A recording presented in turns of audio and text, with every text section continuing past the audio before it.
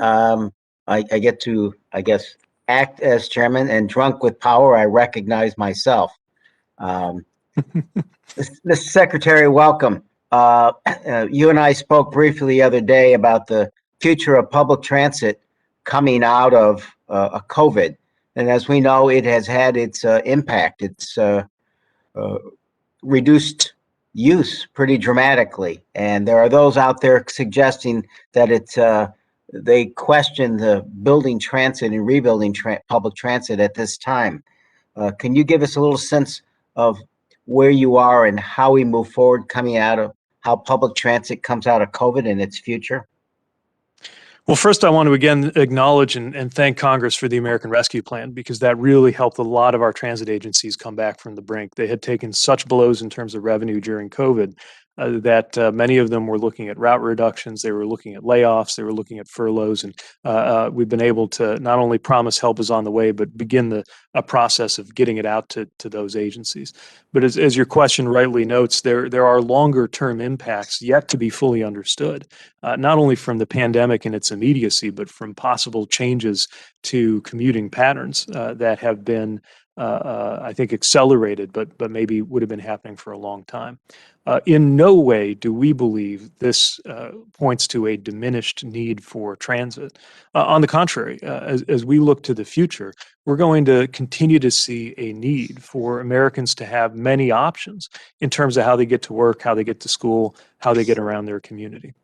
And when you think about the added layers of equity, knowing that transit riders are more likely to be from overburdened or disadvantaged communities, when you consider the climate effects and just the difference it makes if you don't have to drag 2 tons of metal with you to where you're going, and the kinds of housing developments that are going on with an eye toward transit.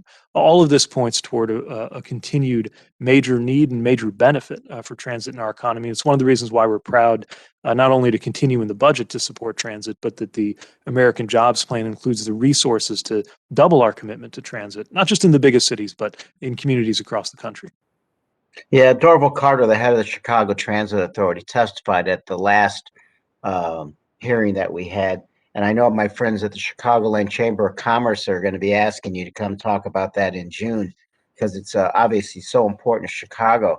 Have you started to talk about, how transit has to adapt and bring people back? What the issues are that people were concerned about besides spatial issues and cleanliness and so forth?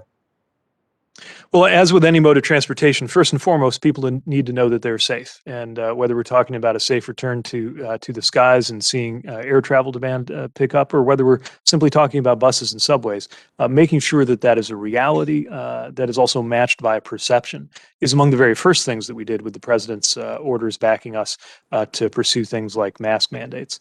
Looking forward, I think we also need to position transit as a means of choice for getting around, not only for a commuter who doesn't have an alternative, but as simply the best way to get from point A to point B for many people on many trips. And we do want to work with transit leadership in the various local authorities as they're pursuing ways to demonstrate that and support that kind of innovation.